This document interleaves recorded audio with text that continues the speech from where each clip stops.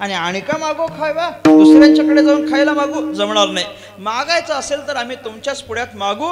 म्हणजे एक तर मागू नये, पण मागावंसंच वाटलं तर फक्त देवाकडे मागावं, अन्य सामान्य जीवाकडे मागण्याच्या भानगडीत पडू नये, या आशयाचं असलेलं तुकाराम महाराजांचं बोलणं आहे. आता तुकोबराय म्हणतात देवाच्या पुढ्यात मागावं असं वाटलं आणि म्हणून आम्ही देवाच्या पुढ्यात गेलो.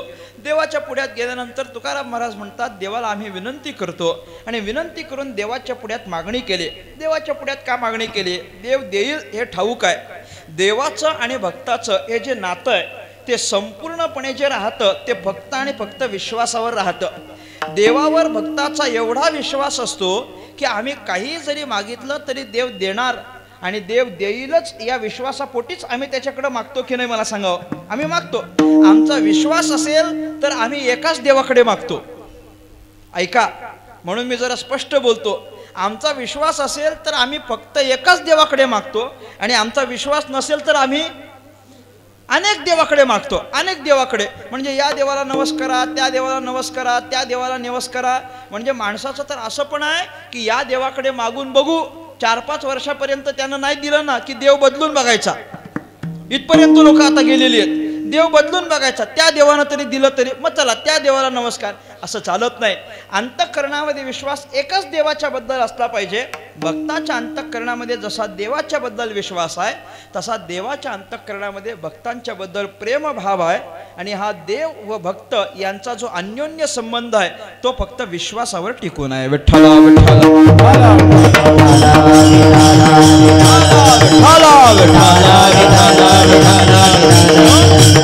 तुकाराम महाराज, ज्ञानेश्वर महाराज आदी करून सगळ्या संत मांदियाळीचा भगवान परमात्म्याच्या ठिकाणी विश्वास नावाचं तत्व एवढं दृढ आहे की ते विश्वासाच्या पोटीच सगळं देवाच्या पुढ्यात जाऊन बोलतात. आणि आम्ही सगळे त्यांच्याच परंपरेमध्ये असल्या कारणानं, त्यांच्याच पावलावर पाऊल ठेवून असल्या कारणानं, ज्ञानोबा तुकोबांच्याच शब्दाचं अनुकरण आम्ही करत असल्या कारणानं आत्तापर्यंत वारकरी संप्रदाय सुद्धा जो चालतो तो फक्त विश्वासाच्याच जोरावर चालतो. फक्त विश्वासाच्या, बाकी काही नाही, फक्त विश्वासाच्या जोरावर चालतो.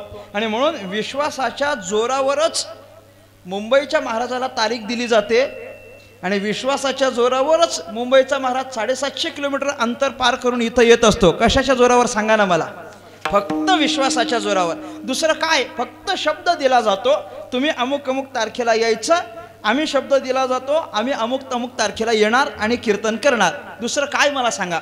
निष्ठावंत साधक मंडळी अजूनही अशाच पद्धतीनं कीर्तन करतात. अजून तरी निष्ठावंतांच्या ठिकाणी ॲडव्हान्स नावाचा प्रकार सुरू झालेला नाही. नमूद करून घ्या. अजून तरी निष्ठावंत ॲडव्हान्स मागत नाहीत, आणि जे ॲडव्हान्स मागत असतील ते निष्ठावंत नाहीत हे तुम्ही समजून जायचं. विठ्ठला विठ्ठला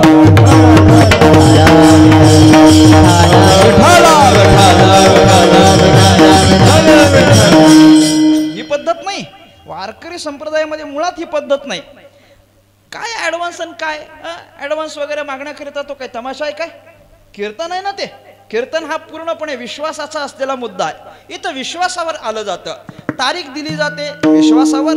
या संयोजक मंडळींचा कीर्तनकारावर विश्वास असतो की आपण एकदा का तारीख दिली की महाराज नक्की येणार. महाराज नाही, पूर्वीच्या काळी तरी महाराजांना जाऊन भेटावं लागायचं. महाराज ज्या गावी असतील त्या गावी, नाहीतर आषाढी कार्तिकीला आळंदी पंढरपूरला भेटायचं, मग तारीख द्यायची. आता तर तेही राहिलं नाही. आता अजून सोपं झालं. फक्त फोन उचलायचा, फोन करून महाराजांना सांगायचं अमुक तारीख घ्या, डायरेक्ट नोंद करून ठेवा. आम्ही फक्त डायरेक्ट नोंद करून ठेवतो. तेवढा दिवस उजाडला की इकडं यायचं, कीर्तन करायचं, परत आपापल्या घरी जायचं. असं ऐक्य नाही. म्हणजे सगळं विश्वासावर चालू असलेलं आहे. साधू संतांनी जो नियम घालून दिलेला आहे त्याच नियमाच्या अनुसार चालायचं झालं तर तुकाराम महाराज ज्ञानोबाऱ्यांची ही जी सगळी भक्ती ती फक्त विश्वासावर आहे. देव देईल, देव देईल, भगवान परमात्मा नक्की इच्छा पूर्ण करेल, म्हणून लौकिकातलं काही मागत नाहीत. तुकाराम महाराज देवाच्या पुढ्यात मागायला प्रवृत्त झाले. तुकोबाऱ्या म्हणतात, बघा देवा, सामान्य लोकांसारखं माझं मागणं नाही. हे जे सामान्य लोक आपल्या घरादाराचं मागतात तसं मी काही मागणार नाही आहे. माझ्या अंतःकरणामध्ये काही अपेक्षा आहेत, माझ्या अंतःकरणामध्ये काही इच्छा आहेत, त्या मी फक्त तुम्हाला बोलून दाखवतो. काय आहे? मला फक्त एवढंच वाटतं, जसं प्रत्येक मनुष्याला या जीवनामध्ये आल्यानंतर राहण्याकरिता एक स्वतंत्र काहीतरी ठिकाण असावं, स्वतःचं अस्तित्व असावं अशी स्वाभाविक अपेक्षा असते. तुकोबराय म्हणतात माझ्याही मनात अपेक्षा आहे, पण माझ्या मनातली अपेक्षा ही सामान्य कुठल्या माणसाच्या सारखी नाही. आम्हाला पण राहण्याकरता जागाच पाहिजे, पण आमच्याकरता जी राहण्याची जागा पाहिजे ती कोणती जागा आहे ते तुकाराम महाराज स्पष्ट करतात आणि देवाच्या पुढ्यात मागणी करतात. अभंगाचं पहिलं चरण. राहणे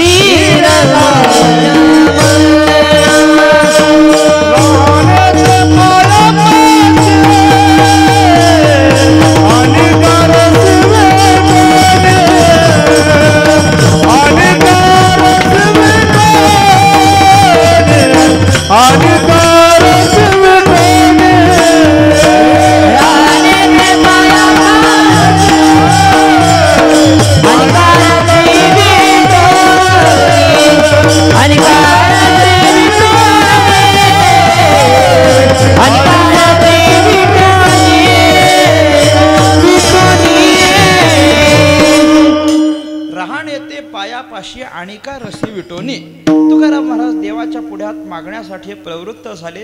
देवाला सांगतात आम्हाला काय हवं देवा, ऐका. राहणे ते पायापाशी, आम्हाला बाकी काही नको, आम्हाला फक्त राहायला देवाच्या पायाजवळ जागा मिळावी एवढीच तुकाराम महाराजांची अपेक्षा आहे. आता देवाच्या पायाजवळच जागा मागायला लागले असं का बरं तुकाराम महाराज करतात? बाकी तुकाराम महाराजांना मागायचं तर मागू शकत होते ना. देवानं सांगितलं चांगलं चांगलं काहीतरी मागा ना. मागायचंच असेल, राहायलाच जागा पाहिजे असेल, स्वर्ग लोकात मागा, सत्य लोकात मागा, वैकुंठ लोकात मागा, अन्य कुठेतरी मागा, चांगली जागा देतो तुम्हाला, कुठं पाहिजे तिथं मागा. नाही नाही म्हणे, बाकी कुठं नाही पाहिजे, फक्त तुमच्या पायाजवळ आम्हाला राहण्याकरता जागा हवी, कायमचं स्थान आम्हाला तुमच्या पायाजवळ पाहिजे एवढीच आमची तुमच्या पुढ्यात मागणी आहे. देवाचेच पाय तुकाराम महाराजांनी मागितलेत. याचं कारण काय आहे? तुकाराम महाराज फक्त देवाचे पाय मागतात. या देवाच्या पाय मागण्यामध्ये पण तुकाराम महाराजांचा काय आशय आहे तेवढा आशय आपल्याला पाहायचा आहे, महत्वाचा आहे. तुकोबराय का बरं देवाचे पाय मागायला लागले? ऐका, देवाचे पाय कशा करता मागतात? पहिलं, देवाच्या पायाजवळ सुख आहे म्हणून देवाचे पाय मागतात, एक देवाच्या पायाजवळ आनंद आहे देवाचे पाय मागतात, दोन देवाच्या पायाजवळ आनंद आहे असा मागच्या सगळ्या साधू संतांचा अनुभव आहे म्हणून मागतात, तीन आणि देवाचे पाय देव सोडून दुसरं कोणी देऊ शकत नाही म्हणून देवाचे पाय दुर्लभ आहेत। याला आणखी एक कारण असं आहे की देवाचे पाय देवाजवळ नाहीत म्हणून देवाचे पाय दुर्लभ आहेत। कळलं तर बघा, देवाचे पाय मला सांगा, आता इथं कीर्तन सुरू आहे, कीर्तन सुरू असताना जर समजा देव प्रसन्न झाले, देव प्रगट झाले असं फक्त समजा, असं होत नाही। आपले अंतःकरण काही एवढं पण महान नाहीत की देवाने आपल्या पुढे यावं अकस्मात दर्शन द्यावं, पण असं समजा देव आपल्या समोर उभे राहिले आणि देव पुढ्यात उभे राहिल्यानंतर जर आम्ही देवाला म्हणायला लागलो, देवा आम्हाला दुसरं काही नको, आम्हाला फक्त तुमचे चरण द्या, आम्हाला फक्त तुमचे पाय द्या, असं आपण सांगितल्यानंतर देवानं त्याचे पाय आम्हाला द्यावे की देऊ नये? तुमचं काय मत आहे? बोला आता, काय जसं जसं वाटेल तुमच्या मनाला तसं बोला। देवानं पाय द्यावे की देऊ नये?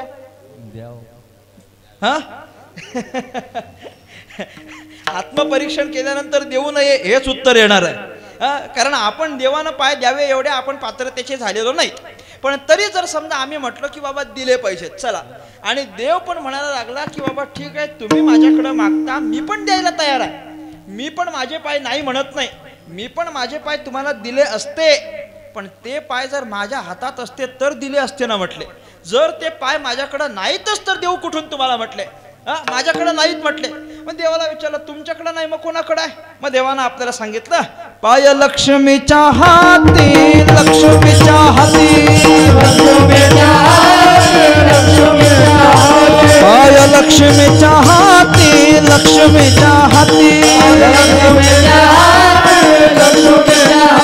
तिसी आवे का कुलती, तिसी आवे का कुलती,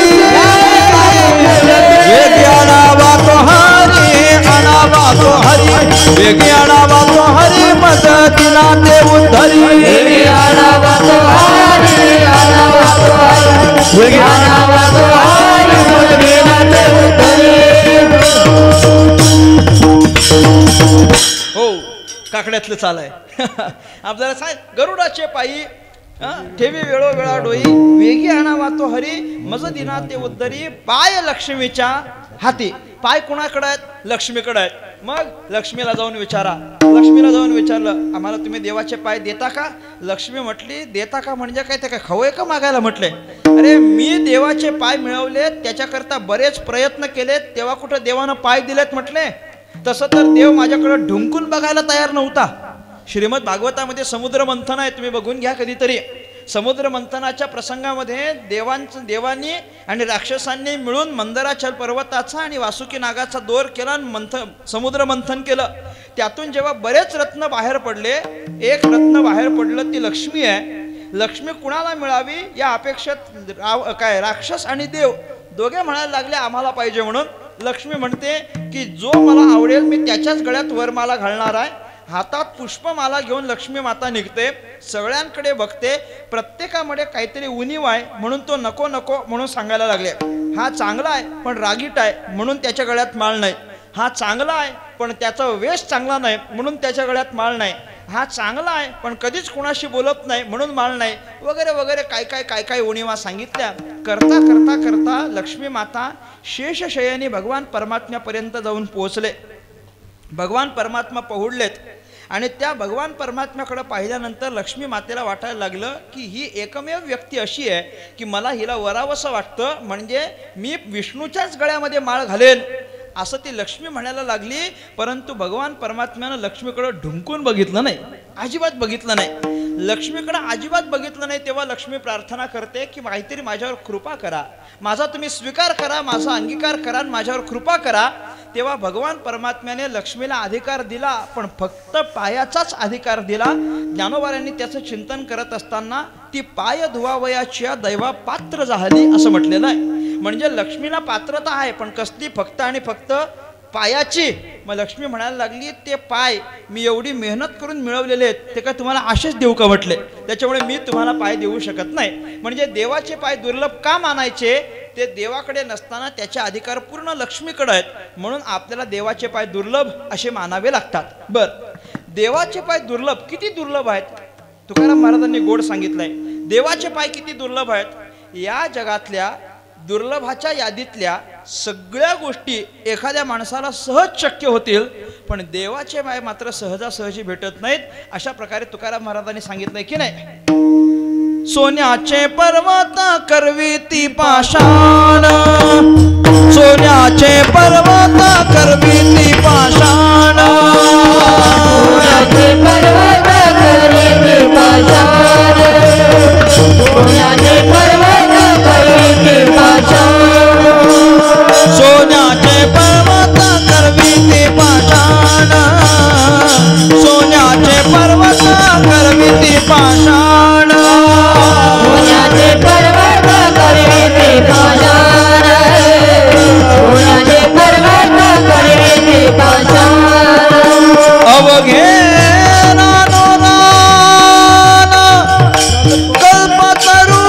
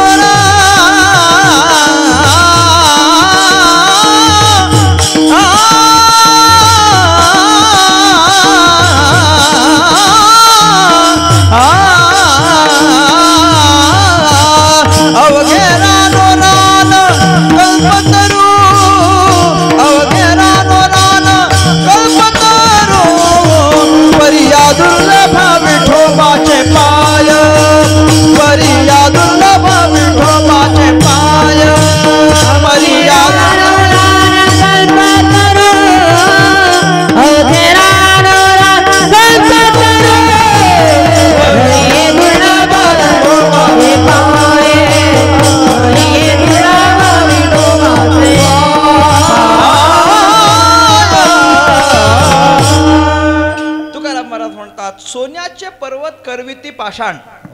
या जगामध्ये जेवढे जेवढे म्हणून पर्वत आहेत ना, दगडाचे सगळे, हे दगडाचे जेवढे पर्वत आहेत तेवढे सगळे पर्वत अख्खेच्या अख्खे पर्वत सोन्याचे करायचे शक्य आहे का मला सांगावं. जगातले सगळे पर्वत सोन्याचे करायचे शक्य आहे का, शक्य नाही. पण तुकाराम महाराज म्हणतात, एखादा मनुष्य त्याच्याकडे असलेल्या योग सामर्थ्यानं, सिद्धीच्या बळावर, तपोबळावर कदाचित हे करणं शक्य आहे. मी असं समजतो की एखादा माणूस सोन्याचे पर्वत करून दाखवेल, चला मान्य करतो. किंवा अवघे रानोरान कल्पतरू, या जगामध्ये जेवढी म्हणून झाडं आहेत, सामान्य झाडं आहेत, ती सगळी कल्पतरूची बनवणं अशक्य आहे, पण मी ते करून दाखवेन म्हटलंय, ते पण शक्य होईल. कल्पतरूचं झाड म्हणजे काय सामान्य आहे का मला सांगावं. कल्पतरूचं झाड सामान्य नाही.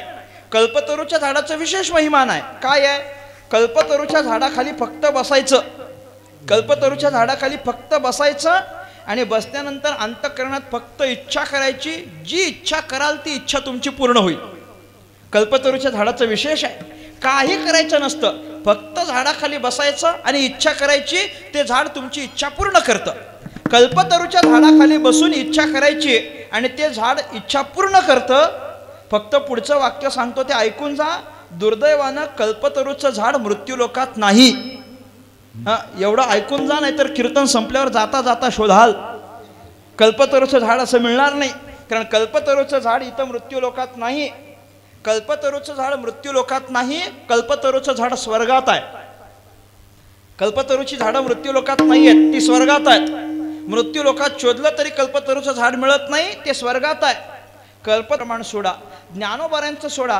तुम्ही जर नाथ महाराजांना विचारलं तर एकनाथ महाराज पण आपल्याला तोच अनुभव सांगतात.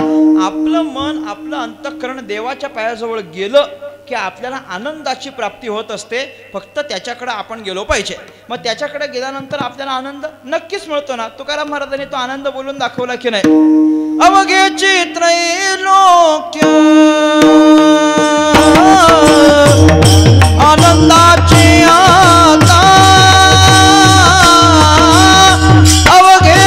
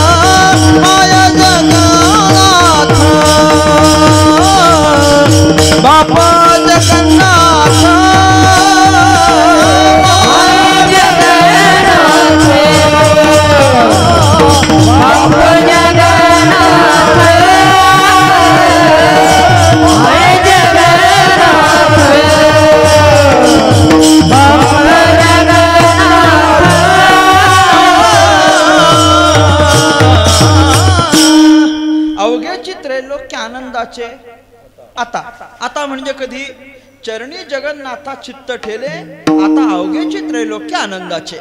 आमचं चित्त देवाच्या चरणाजवळ लागलं ना, आता आमचं त्रैलोक्य आनंदाचं वाटायला लागलं. हा सगळ्या संतांचा अनुभव आहे. ही 3 कारण आहेत. संतांचा अनुभव म्हणून देवाचे पाय, देवाच्या पायाजवळ सुख म्हणून देवाचे पाय, देवाचे पाय दुर्लभ आहेत म्हणून देवाचे पाय. एवढ्या करता तुकोबाऱ्यांनी मागणं केलं, रहाणे ते पायापाशी, फक्त पायापाशी राहायला जागा द्या. पण एक अट आहे म्हटले. काय अट आहे? आणि का रसी विटोनी, म्हणजे बाकीच्या सगळ्या रसांचा वीट येऊ द्या. बाकीच्या प्रपंचामध्ये असलेले जे काही रस वाटतात की नाही, त्या आनंदाच्या क्षुल्लक असलेल्या, क्षणिक असलेल्या आनंदाचा, त्या रसाचा आम्हाला वीट येऊ द्या. आणि कायमस्वरूपी आमचं अंतःकरण तुमच्या पायाजवळ राहील अशा पद्धतीची व्यवस्था तुम्ही आमच्याकरता करा. याचं कारण काय आहे? देवाच्या पायाजवळ राहणं 2 पद्धतीचं आहे. एक शरीरानं पायाजवळ राहणं आणि दुसरं मनाने पायाजवळ राहणं. मला सांगा हो, शरीरानं पायाजवळ राहणं हे चांगलं आहे की मनानं पायाजवळ राहणं हे चांगलं आहे? काय मत आहे? मनानं पायाजवळ राहणं हे चांगलं आहे. शरीरानं राहणं का बरं चांगलं नाही? शरीरानं राहणं चांगलं आहे, पण शरीराने जरी पायाजवळ राहिलो तरी या शरीराला काही धर्म आहेत आणि शरीर धर्माचं पालन करण्याकरता काही क्षण का होईना पायापासून वेगळं व्हावं लागेल. पण मन एकदा का देवाच्या पायाजवळ राहिलं की मग त्याच्यापासून विभक्त होण्याचं काही कारण नाही. म्हणून आपलं मन देवाच्या पायाजवळ राहावं याच्याकरिता या मनानं तुमच्या पायाजवळ कायमस्वरूपी राहिलं पाहिजे. अशी या मनाला तुम्ही सात्विक धैर्याची प्राप्ती करून द्या. असं दुसरं मागणं तुकाराम महाराजांनी केलं. अभंगाचं 2रं चरण.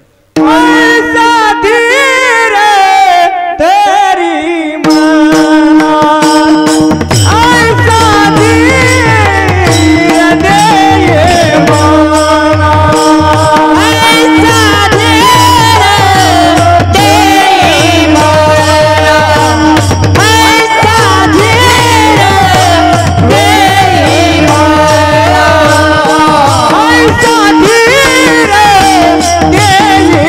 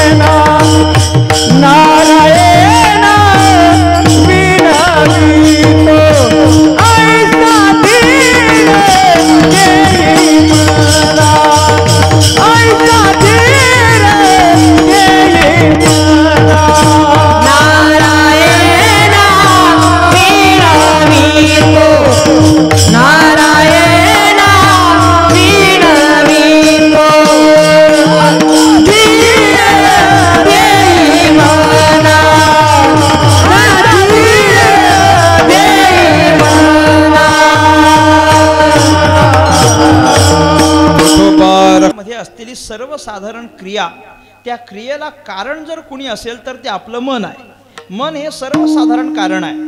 तुम्ही प्रत्येक कर्म करत असताना त्याच्या मागे मनाचं सहकार्य असतं तरच ते कर्म होत असतं, नाहीतर होत नाही. आणि आपलं हे मन अतिशय चंचल स्वरूपाचं आहे, अतिशय चपळ आहे. आणि म्हणून त्या मनाला एका जागी ठेवण्याकरता देवाला प्रार्थना करावी लागते. मन हे एवढं चंचल आहे, एवढं चंचल आहे. भगवान परमात्म्याशी बोलत असताना, श्रीकृष्ण परमात्म्याशी बोलत असताना अर्जुनानं गीतेमध्ये काय म्हटलं? चंचलम ही मन कृष्ण प्रमाथी बलवदृढम तस्याहम निग्रहम मन्ये वायुरिव सुदुष्करम. भगवान परमात्म्याला अर्जुन सांगतो. अर्जुन कोण? अर्जुन कोण? देवाचा भक्त, देवाचा मित्र. कोण अर्जुन? ज्या अर्जुनाच्या अंतःकरणात मोह निर्माण झाला. ऐका बरं का, मला काय म्हणायचं आहे. ज्या अर्जुनाच्या मनात मोह निर्माण झाला, हे सगळे माझेच नातेवाईक आहेत, तर मी यांच्याशी युद्ध कसा करू, असा त्याच्या मनाला मोह झाला. म्हणून मी आता यांच्याशी युद्ध करणार नाही आणि त्यानं शस्त्र खाली टाकून दिले.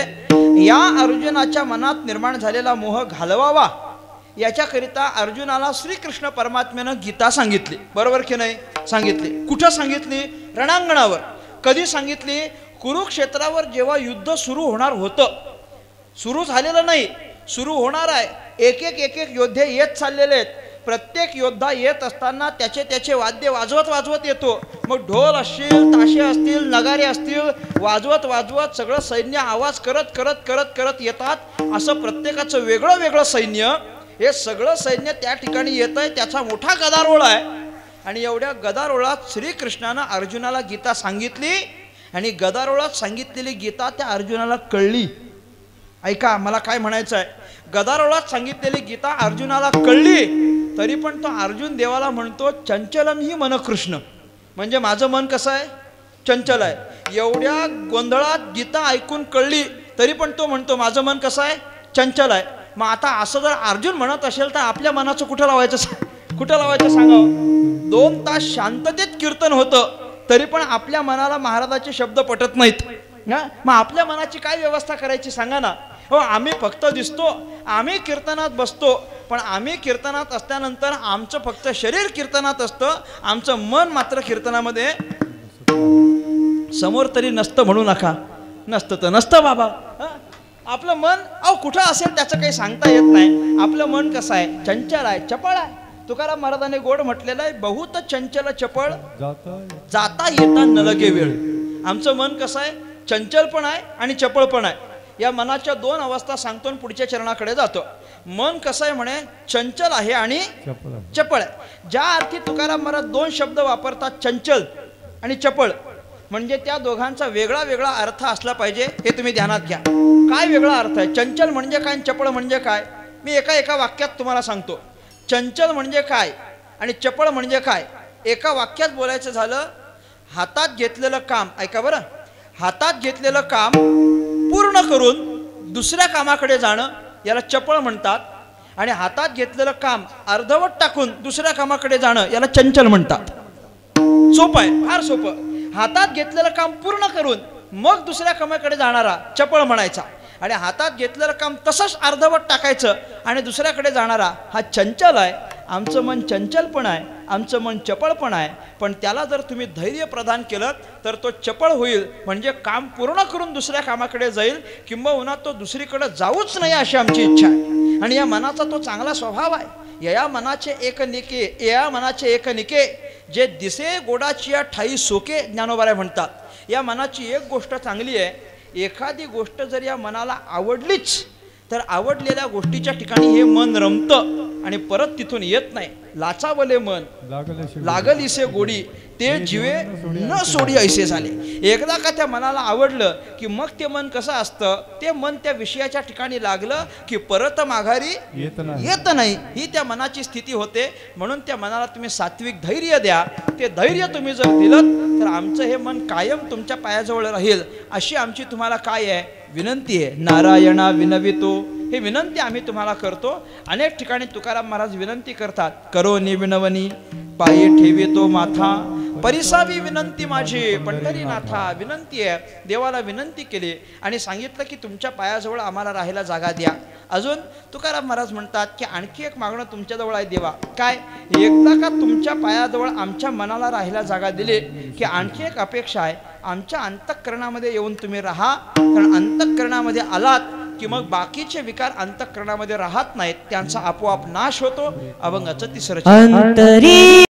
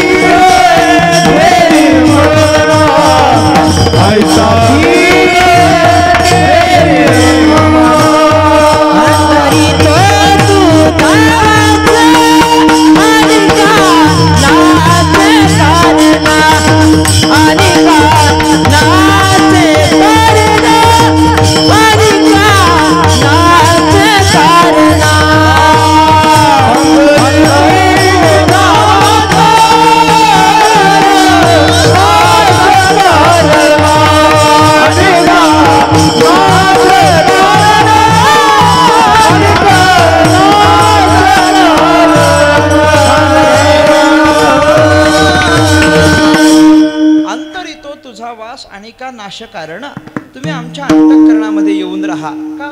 एकदा का देव अंतःकरणात येऊन राहिला की आणि का नाशकारणा आपोआप बाकीच्या सगळ्या विकारांचा नाश होतो.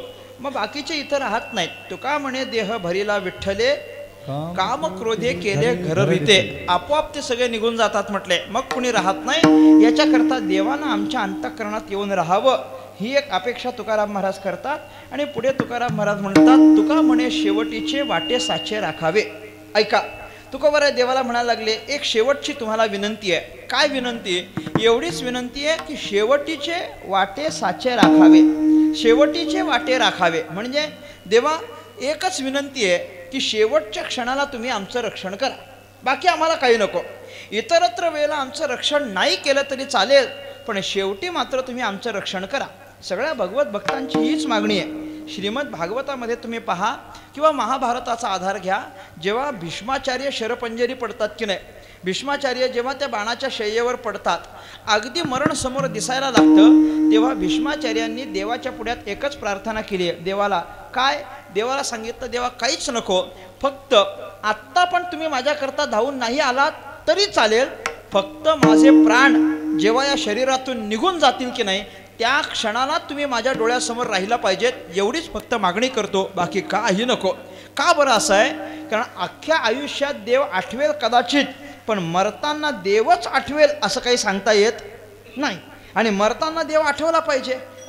अंतकालेच्या मामेव स्मरण मुक्त्वा कलेवरम असं आहे की नाही? अंतकाळी ज्याच्या नाम आले मुखा तुका म्हणे सुखा पार नाही, तुकोबरा म्हणतात. पण बऱ्याचशा वेळेला असं होतं की शेवटच्या क्षणाला देवाचं नाव येतच नाही. बाकीच्या सगळ्या भानगडी आठवतात पण देवाचं नाव येत नाही बाकीचं. आणि काय आहे, मी नेहमी सांगत असतो की जो मरणासन्न पडलेला माणूस आहे की नाही, आता काही मिनिटात काही क्षणात तो मरणार आहे हे जेव्हा आजूबाजूच्याला कळतं ना, तेव्हा आजूबाजूच्यानं पण बाकी इकडचा तिकडचा प्रपंच त्याला सांगू नये. त्याला असे प्रयत्न केले पाहिजेत की त्याच्या मुखातून आपसूक देवाचं नाव आलं पाहिजे. असं काहीतरी प्रयत्न केले पाहिजेत. त्याला विचारायचंच नाही बाबा तुमची शेवटची इच्छा काय, कशाला विचारायचं. त्याला उलट सांगावं की बाबा मुखानं देवाचं नाव घे, देवाचं नाव येईल असं काहीतरी प्रयत्न आजूबाजूच्यानं करायचे असतात की जेणेकरून त्याच्या अंतःकरणाची धाव भगवंताकडं लागली पाहिजे. कारण अंतकाळी परमात्म्याचं नाव आलं की पुढची सगळी गती फार सोपी होते. कळावं म्हणून फक्त 2 वाक्य बोलतो आणि थांबतो. मला सांगा, जडभरत राजाचं उदाहरण सगळ्यांना माहिती आहे की नाही? माहिती आहे. काय आहे जडभरताचं उदाहरण? वासनेकरिता दिलेलं त्याचं उदाहरण आहे की मरता मरता जडभरताच्या मनामध्ये हरिण आला. हरिण मरता क्षणी, ज्या क्षणाला मरण येणार त्या क्षणाला जडभरत राजाच्या अंतःकरणामध्ये त्याला हरणाचं स्मरण झालं आणि हरणाचं स्मरण झाल्या कारणानं पुढच्या जन्मात तो काय झाला? हरिण झाला. म्हणजे मरताना हरिण आठवला म्हणून पुढच्या जन्मात कोण झाला? हरिण. मग मरताना घोडा आठवला तर पुढच्या जन्मात काय होणार? घोडा. मरताना बैल आठवला तर पुढच्या जन्मात काय होणार? बैल.